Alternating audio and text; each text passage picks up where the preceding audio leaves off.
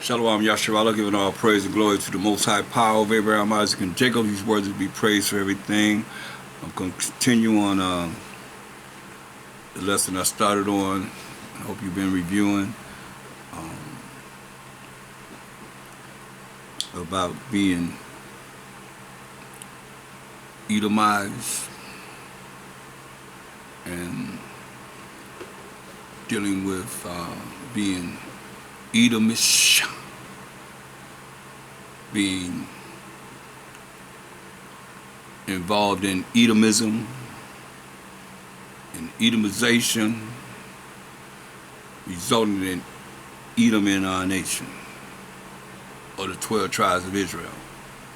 Now, as always, I'm going to start with Colossians 3:17, and whatsoever you do in word or deed, do all by Hashem Mashiach. Give you thanks to the Most High and Father, the Most High Power of Abraham, Isaac, and Jacob. Jacob being the forefather of the 12 tribes of Israel. In everything. He's worthy to be praised for everything. The water Most High for His holy day of the Shabbat. And we're going to continue on. Let's look at Psalms 82. Psalms 83rd chapter. And we're going to look at verse 1 through 5.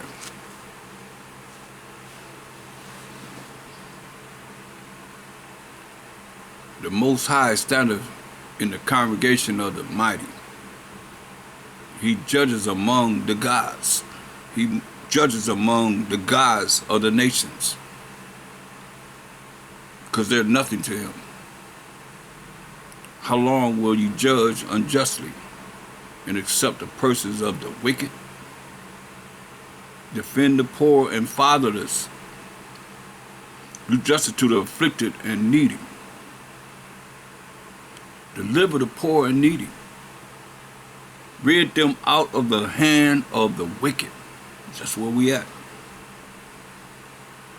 Deliver the poor and needy. Rid them out of the hand of the wicked. They know not. They know not. They don't know. They think they know. They don't know. They know not. Neither will they understand. Neither will they understand. They walk on in darkness.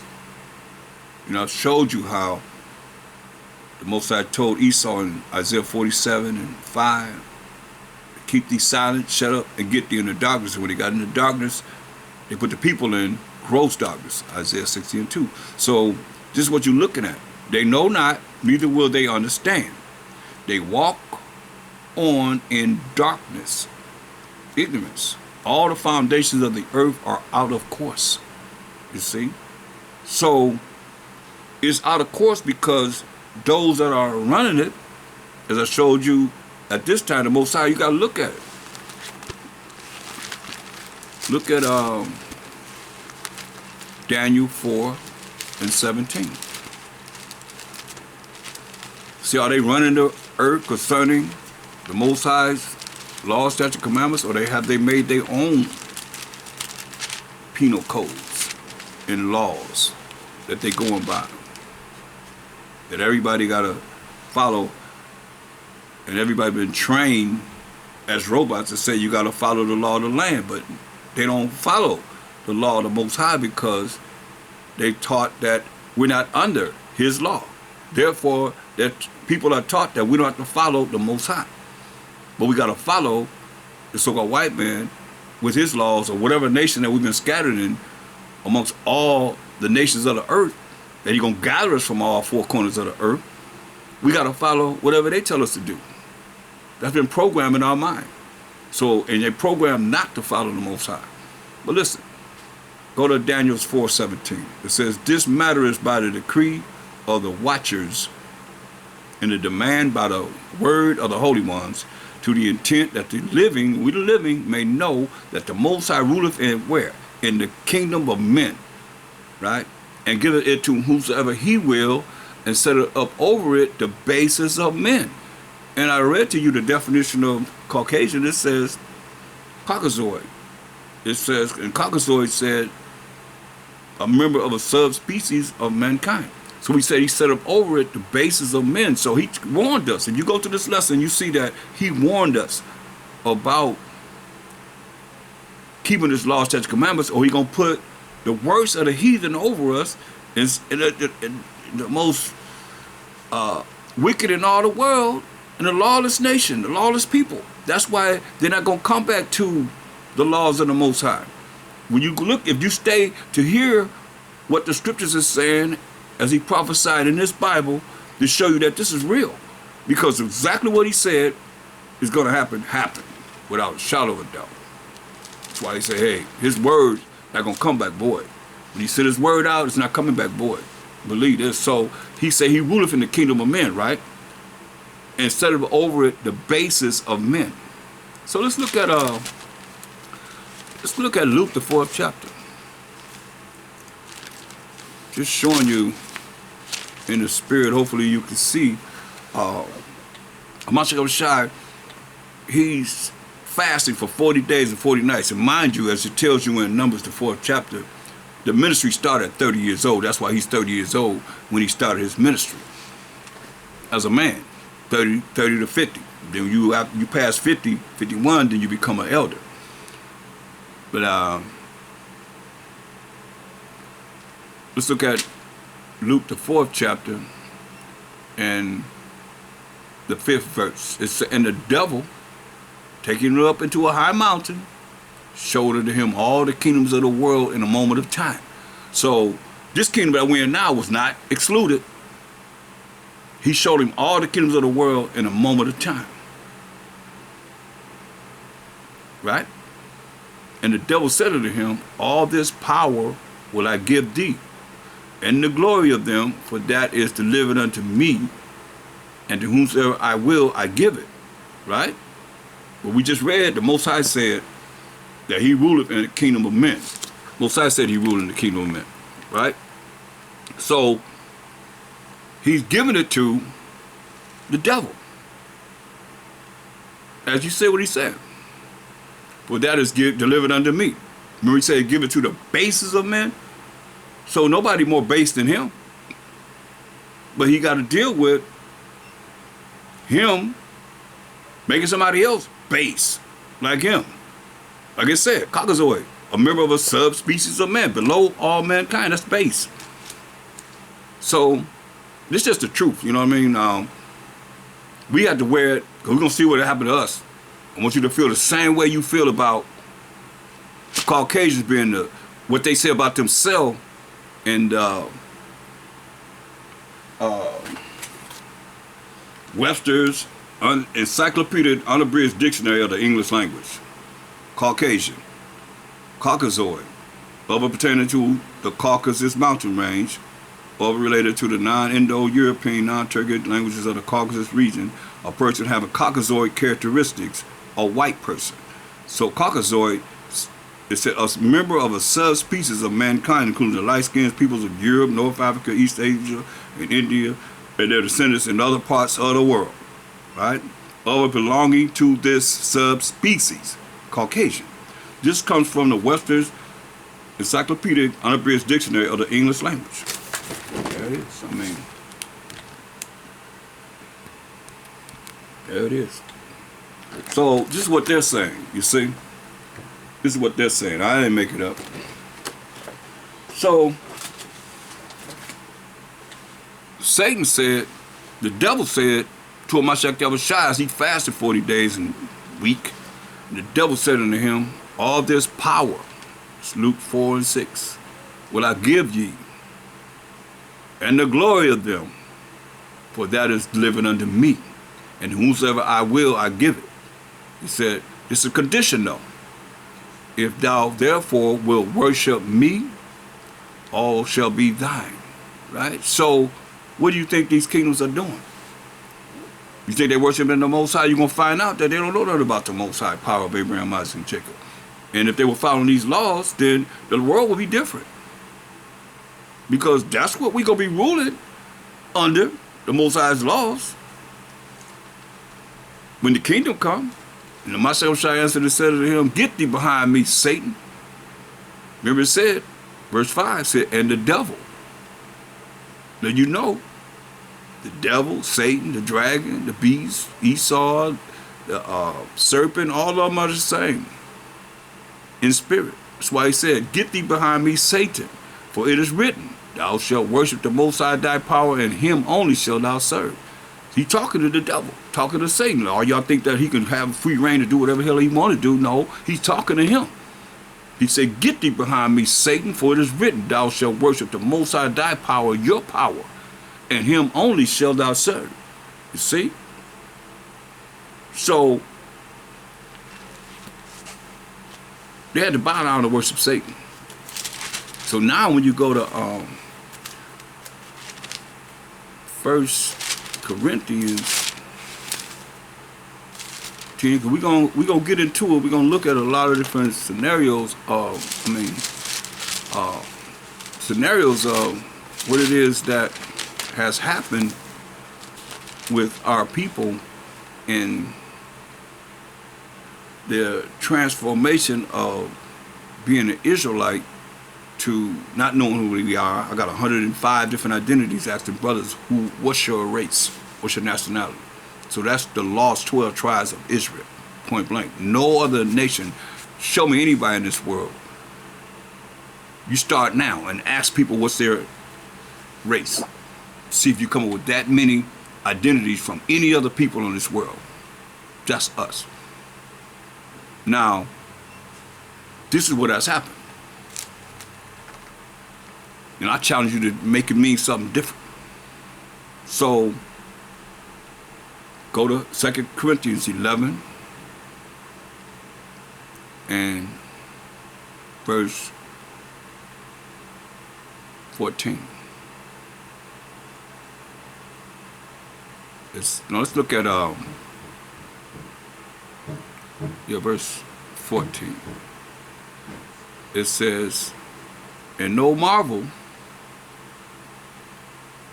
for Satan himself is transformed into an angel of light. Satan himself is transformed into an angel of light, right? So that's why it's very important to know these precepts and know spiritually what's going on, because go to John, the 1st chapter. St. John, the 1st chapter. So Satan has appeared as an angel of light, right? So let's go to St. John, the 1st chapter, and you see, who is this light that he transformed himself into? Look at verse 3 and 4. St. John, the 1st chapter, verse 3. All things were made by him. Talk about Mashiach Yahushua, through the power of the Most High. And without him was not anything made that was made. In him was life, and the Mashiach Yahushua was life.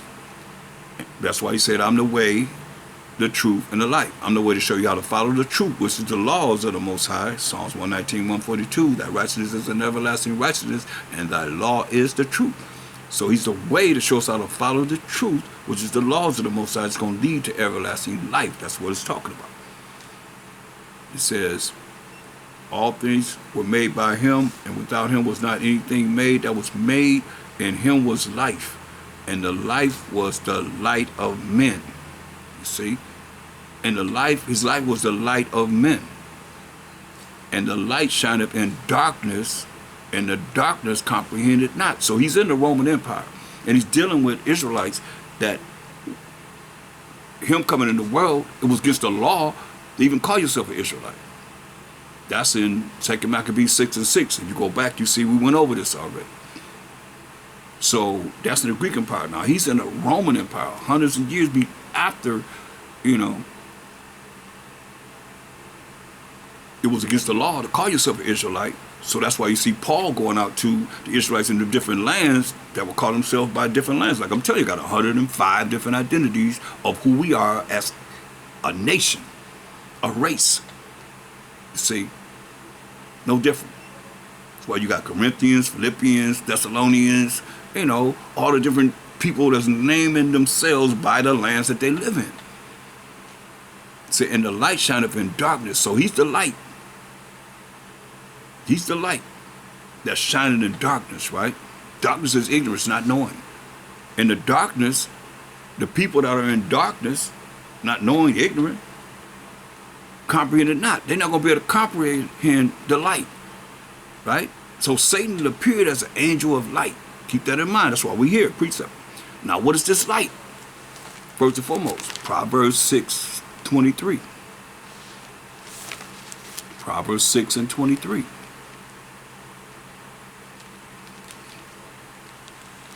Proverbs 6:23. For the commandment is a lamp, and the law is light. You see? And reproofs of instruction are the way of light. So, Hamashiach is the example of how we can keep the law. We can follow the law. But Satan done appeared as someone righteous. Because Deuteronomy 6:25 says what? That's what it says in Psalms 119, 142. Thy righteousness is an everlasting righteousness, and thy law is the truth. So it says righteousness is an everlasting righteousness. What's this righteousness? Deuteronomy 6:25. And it shall be our righteousness if we observe to do all these commandments before the Most High, power of Abraham, Isaac, and Jacob, Jacob being the forefather of the 12 tribes of Israel. Our power, ours is personal, possessive pronoun showing ownership, as he who is the Most High have commanded us, you see? So it's never going to deviate. You just got to figure out what it is that he's coded to bring it in here to show you what he's saying. Because it has to make sense. But the things that have not been tampered with, that you can see that the Most High left here for us to have our salvation. Do what he left us. This is all we have to go by. And hallelujah to the Most High that he allowed us to have it. That's why you got to study, show yourself approval to the Most High. So if it comes down to you don't have it, you already have it here. In here, in your spirit, man, it's there. Hear what it says? Going back to St. John 1:5, the light shineth in darkness. So ignorant people, they're not going to really get this. Those that are, not really knowledgeable to be able to want this, it's a terrible thing when the Most High call you and you don't do what you're supposed to do to be able to come to the next level. And levels, this level, just like Esau curriculum. You went to kindergarten all the way to 12th grade. Those are levels that you went through. It's truth is the same way. Remember, the Holy Spirit is going to bring all things back to remembrance. So Mashiach said, I will not leave you comfortless. I will come to you. The Holy Spirit testifying of him, who he testifying of the Most High. Because remember, as you look at verse 1, it said, in the beginning was the Word, and the Word was with the Most High, and the Word was Hamashiach Yahushai, point blank. The same was in the beginning with the Most High. That's why he's right there. Genesis 1:1, Genesis 1:2. In the beginning, Elohim, the Most High, and the powers, created the heaven and the earth. Who's the powers? Verse 2, the Spirit of the Most High moved upon the waters. That's the Mashiach as the angel of the Most High, the top angel of the Most High, the only begotten Son of the Most High, who was an angel. No other angel he called his son. No other angel he called said, I'm his father. Who? Which one? Answer. Hebrews 1:5. That's the question. Answer it. Nobody answering. Everybody talk about angels came down here, sons of the Most High came down here, had sex with women and created giants and all that stuff. Which angel is called his son? If thou consent. That's why John 3:16 says what? But the Most High so loved the world, he gave his only begotten son. Only begotten son. As an angel. Because we the sons of the Most High too. Those that's going to lock it to Bahashama Mashiach Yahushua in the name of the Lord and Savior. That's why he's saying, look, verse 10, he was in the world, and the world was made by him, and the world knew him not. See? Like the world don't know him now, like they should.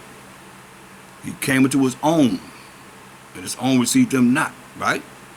2/3 of our people not going to receive him. They said, crucify him, let his blood be on us and on our children. So some of you are the children that said, crucify him, Mashiach Yahushua. Why you can't get this? Why you not going to accept it? You can't help it. But you part of those children that they cursed to say, hey, let his blood be on us and on our children. But get rid of them. They're afraid of losing their power to Romans, the so-called white man. That was the superpower of the earth. And the people not going to follow them. Like a lot of you Israelites, y'all want power in hell. Better humble yourself, man. All power to the Most High, period. He came into his own received them not. But as many as received him, let you know, y'all don't keep on reading that. So some of us received him, then, now, and forever. To them gave he power, that spiritual power, to become the sons of the Most High. Even to them that believe on Bahasham Mashiach Yahushua. In the name of the Lord and Savior, that's how we reach the Most High. David said Mashiach Yahushua was his power. In Psalms 110:1, make it mean something different. It says the Lord said unto my Lord, but it's the Most High said unto my power. Hamashiach Yahushua, sit thee on my right hand until I make thine enemies thy footstool. That's when he's going to bring salvation on this earth. He's going to make Mashiach Yahushua's enemies, Most High's enemies, that you read about in Psalms 82nd chapter, the enemies and the haters of the Most High, his footstool. Then the Mashiach Yahushua going to be subject to the Most High, and the Most High going to be all in all.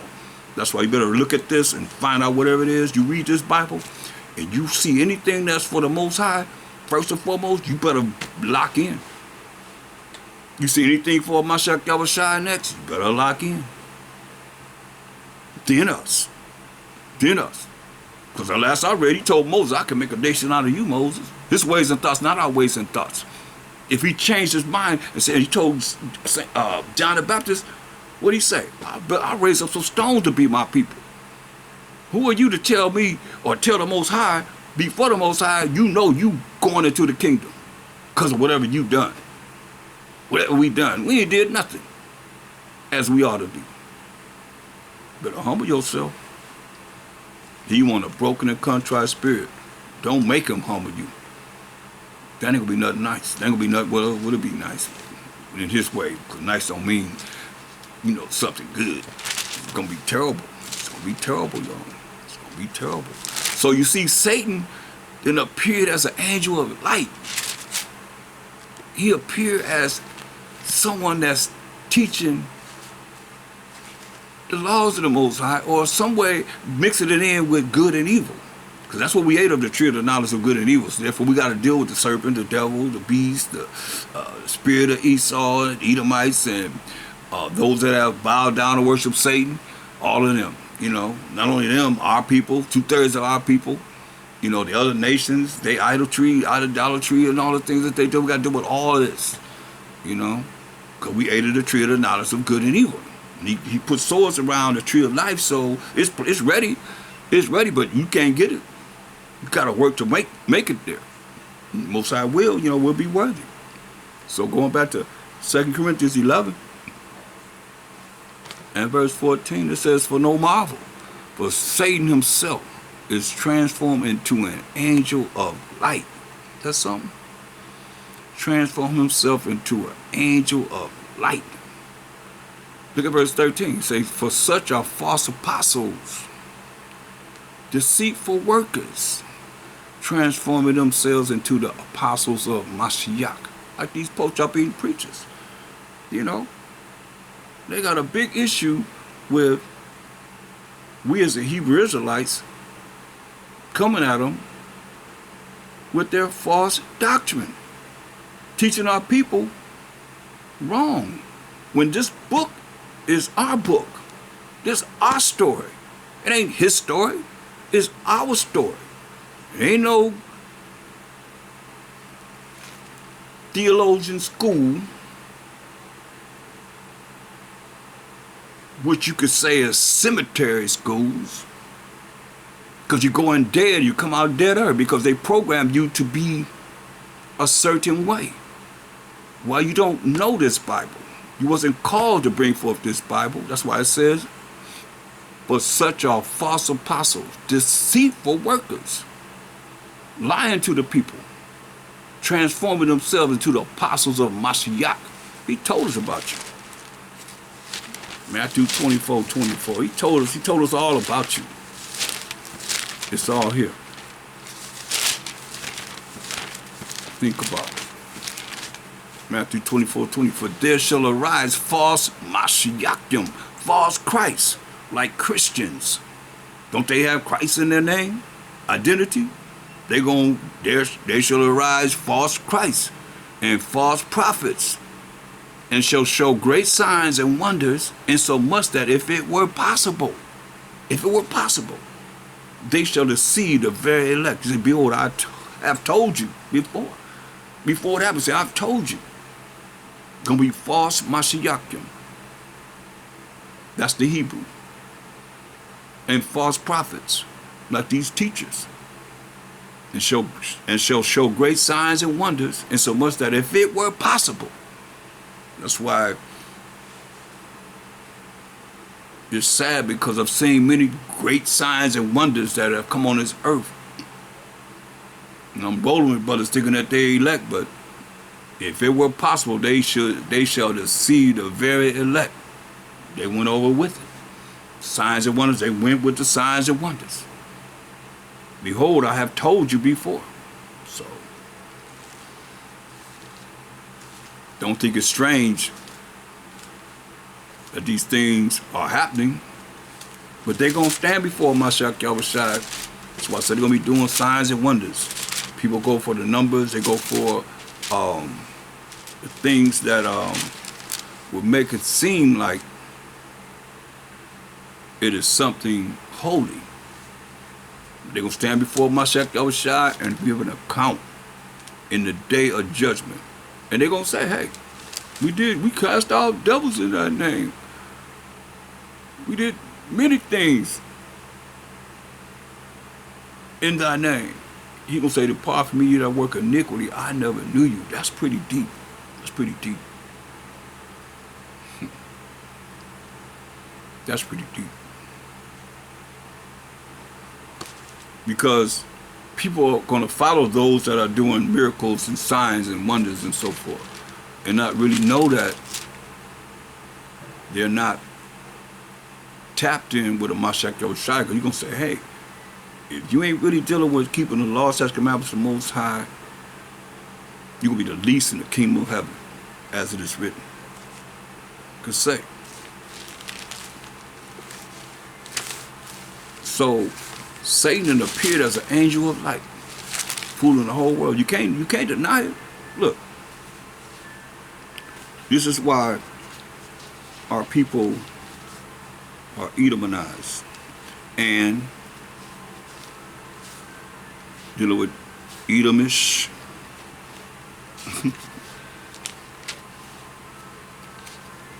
There's some Edomites. Uh-oh, that's a new one there. Edomites.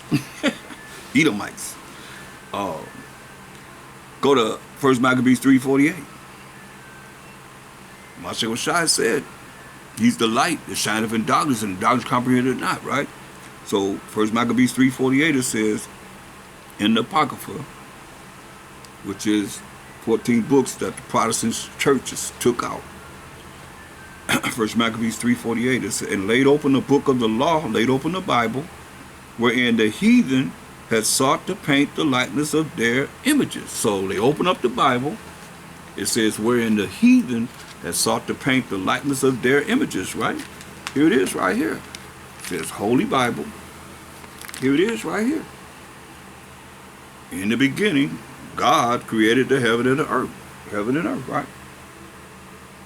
Laid open the Bible, wherein the heathen sought to paint the likeness of their images. I mean, throughout the Bible. Here he is again. See, said the so-called white man is the Most High. And it's sad, because this is where our brothers and sisters believe that the so-called white man is the Most High. He is Mashiach Yahushua. You can't deny it. They'd open the book of the law, wherein the heathen sought to paint the likeness of their images. I can't show it enough. Because this is what our people believe is the Most High and the Mashiach Yahushua. Sad, but it's real. So, and it tells you, since we're in 1 Corinthians 3:16.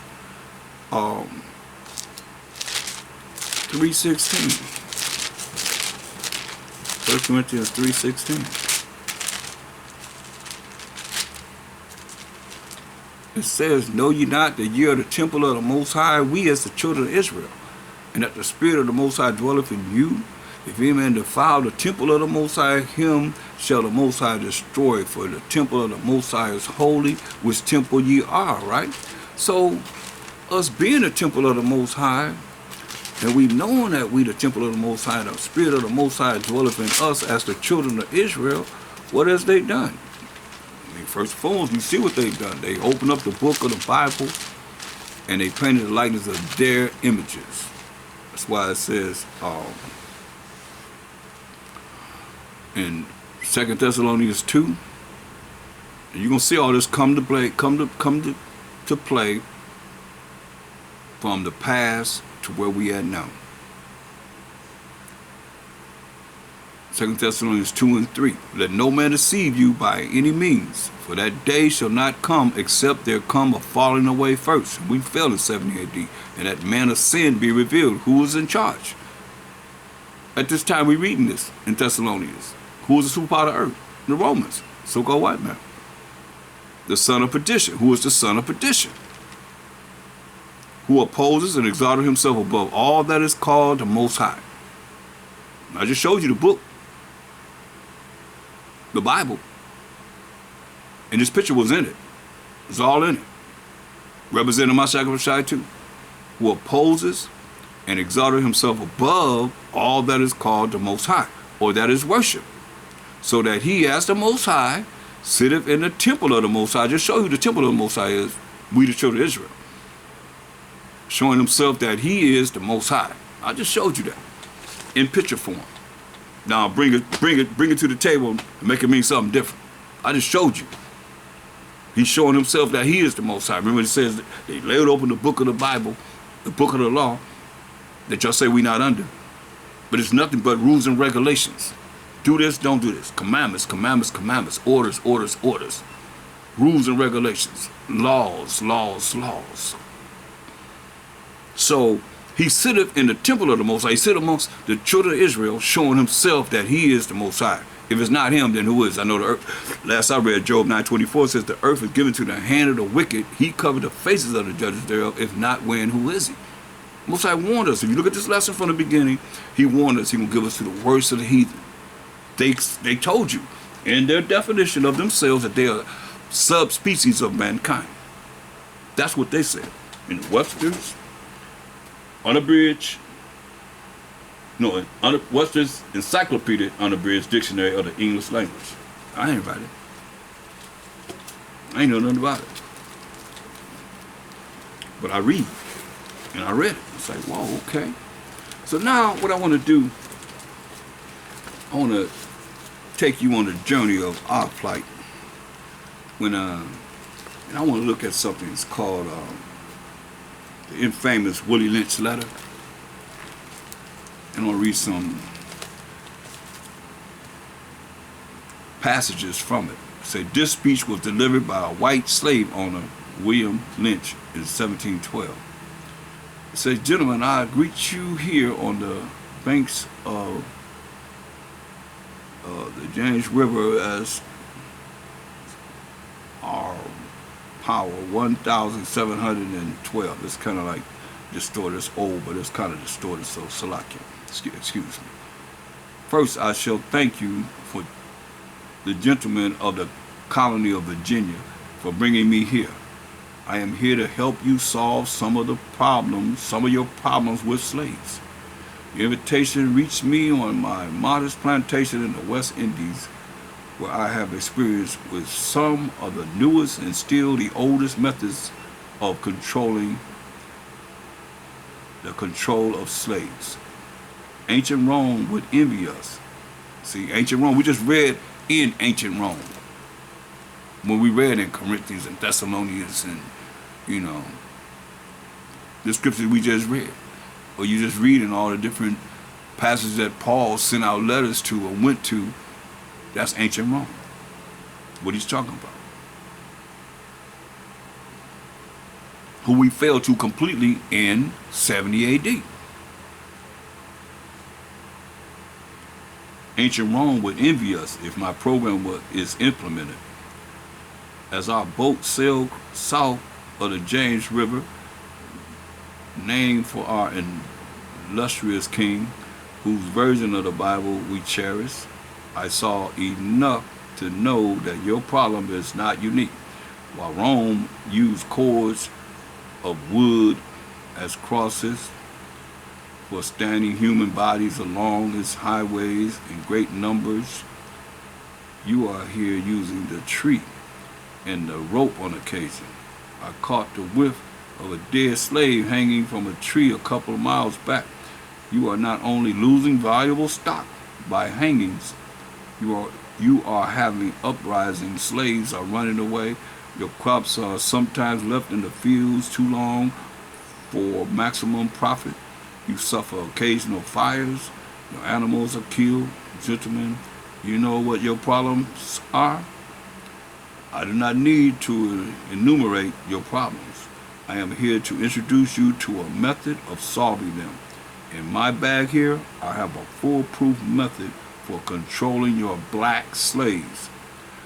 Let you know, the Israelites are black. And we'll go into this to prove this. I guarantee every one of you that if installed correctly, it will control the slaves for at least 300 years. My method is simple. Any member of your family or your overseer can use it. I have outlined a number of differences among the slaves, and I take these differences and make them bigger. So they examine us totally. I use fear, distrust, and envy for control purposes. Hear that? I use fear, distrust, and envy for control purposes. These methods have worked on my modest plantation in the West Indies, and they will work throughout the South. Take this simple little list of differences and think about them. On top of my list is age, but it is there only because it starts with A. A second is color or shade. There is intelligence, size, sex, size of plantations, status on plantations, attitude of owners, whether the slaves live in the valley, on a hill, east, west, north, south, have fine hair, coarse hair, or is tall or short. Now that you have a list of differences, I shall give you an outline of action. But before that, I shall assure you that distrust is stronger than trust. I'll read that again. He said, I shall assure you that distrust is stronger than trust, and envy is stronger than adulation, respect, or admiration. The black slave, after receiving this introduction, shall carry on and will become self-refueling and self-generating for hundreds of years, maybe thousands, until this day. Don't forget, you must pitch the old black male versus the young black male, and the young black male against the old black male. You must use the dark-skinned versus the light-skinned slaves. They had a word called color struck. And the light-skinned slaves versus the dark-skinned slaves. You must use the female versus the male, and the male versus the female. You must also have your white servants and overseers distrust all blacks. But it is necessary that your slaves trust and depend on us. They must love, respect, and trust only us. Gentlemen, I'm going to go to scriptures. If you hang in there and listen, and you'll see, I'm going to go to scriptures. You're going to see all this can to be in effect, and is in effect. Gentlemen, these kits are your keys to control. Use them. Have your wives and children use them. Never miss an opportunity. If used intensely for 1 year, the slaves themselves will remain perpetually distrustful. Thank you, gentlemen. Let's Make a Slave, in famous Willie Lynch letter. Let's Make a Slave is a study of the scientific process of man breaking and slave making. It describes the rationale and results of the Anglo-Saxons' ideas and methods of ensuring the master/slave relationship, the origin and development of a social being called the Negro. Let us make a slave. What do we need? First of all, we need a black nigger man and a pregnant nigger woman and her baby nigger boy. Second, we will use the same basic principle that we use in breaking a horse, combined with some more sustaining factors. What we do with horses is that we break them from one form of life to another.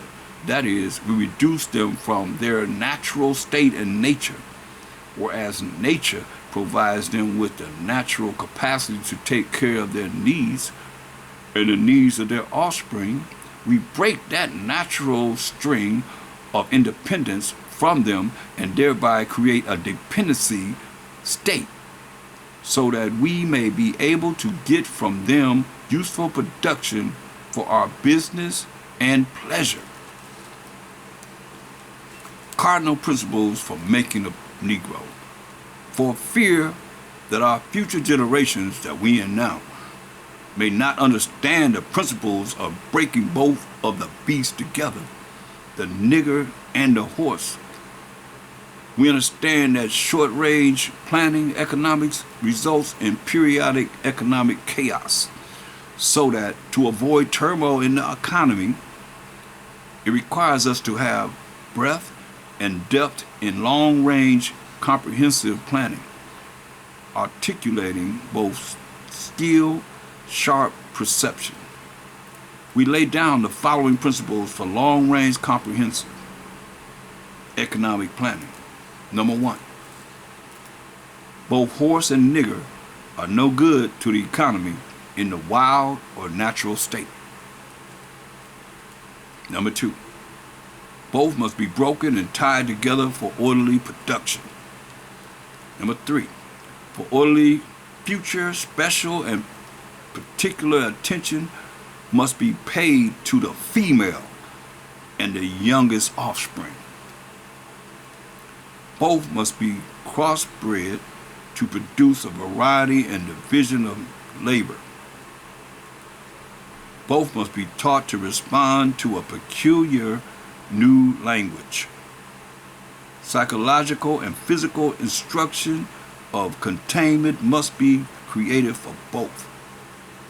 We hold the 6 cardinal principles as truth to be self-evident, based upon the following: the discourse concerning the economics of breaking and trying the horse and nigger together, tying the horse and nigger together, all inclusive of the 6 principles laid down above.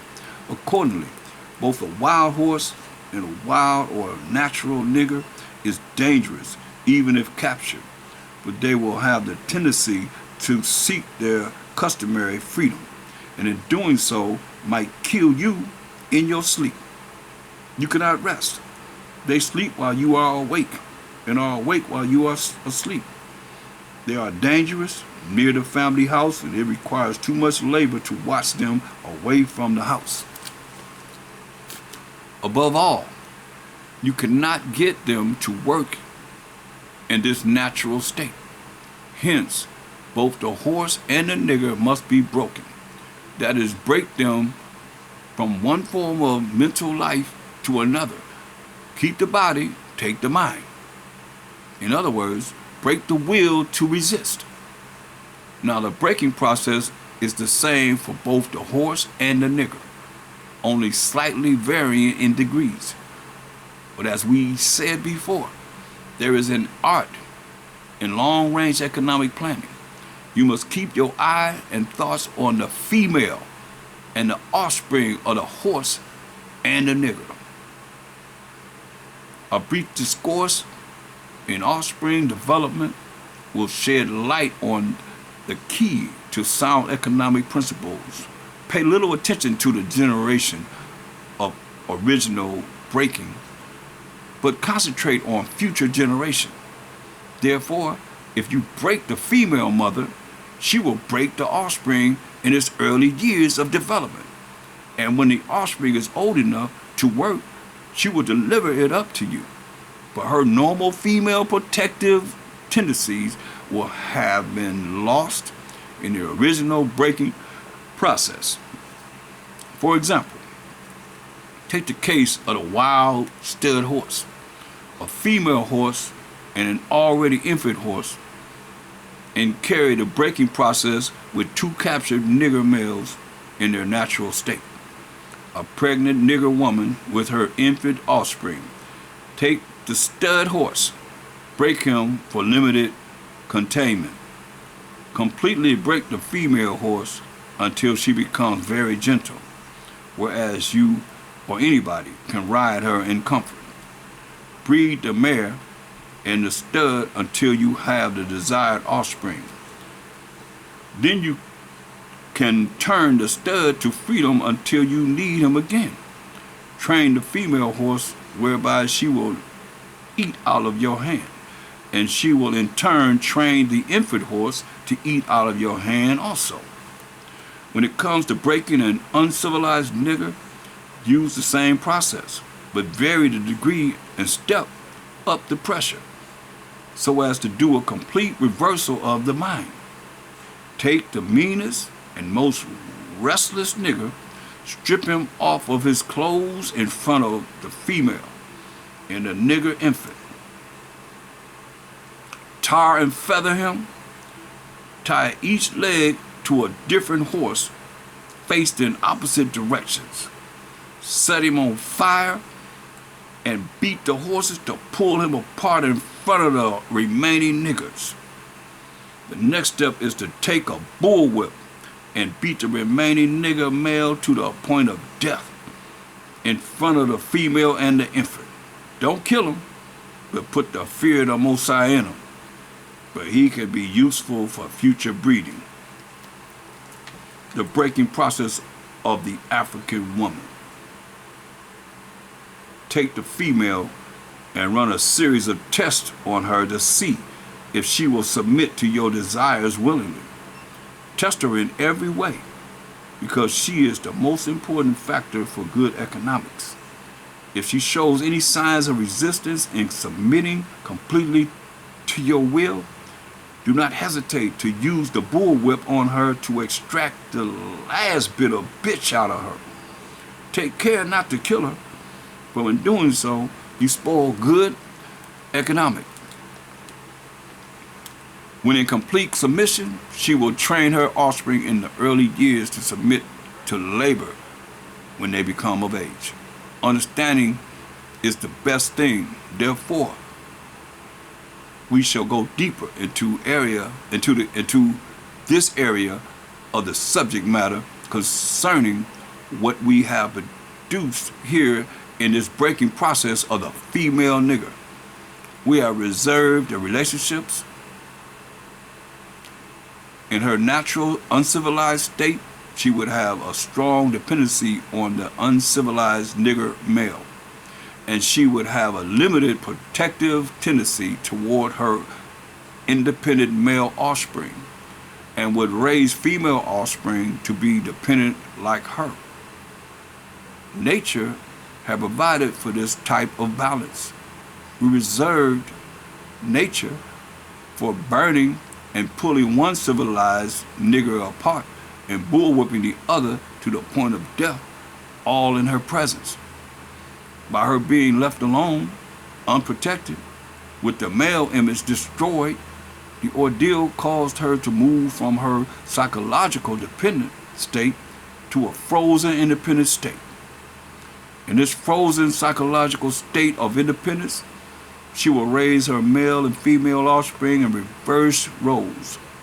For fear of the young male's life, she will psychologically train him to be mentally weak and dependent, but physically strong, because she has become psychologically independent.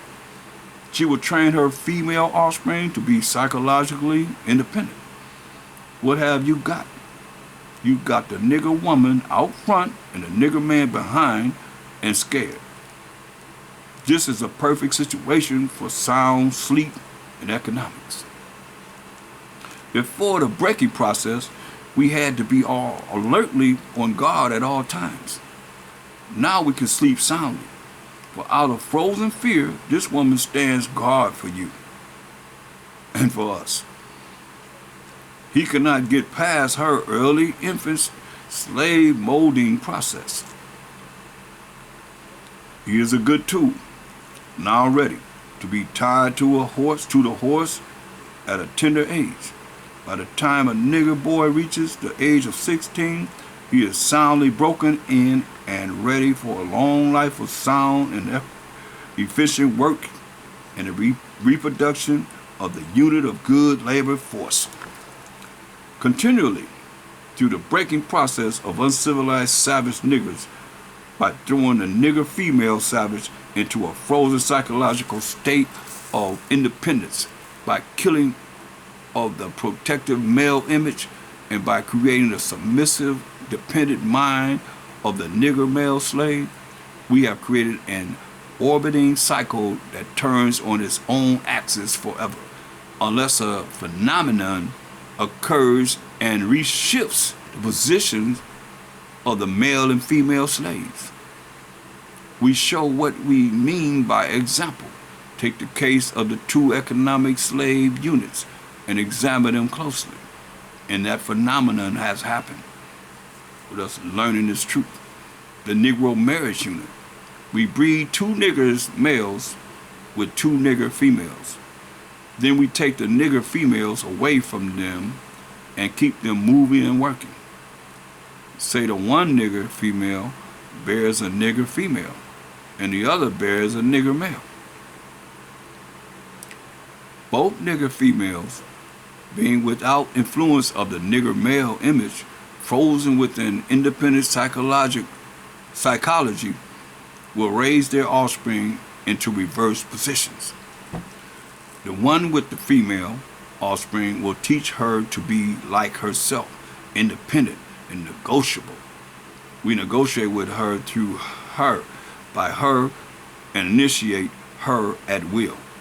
The one with the nigger male offspring, she being frozen with the subconscious fear for his life, will raise him to be mentally dependent and weak, but physically strong. In other words, body over mind. Now, in a few years, when these two offsprings become fertile for early reproduction, we will mate and breed them and continue the cycle. That is good, sound, and long-range comprehensive planning. Warning, possible interloping negatives. Earlier, we talked about the non-economic good of the horse and the nigger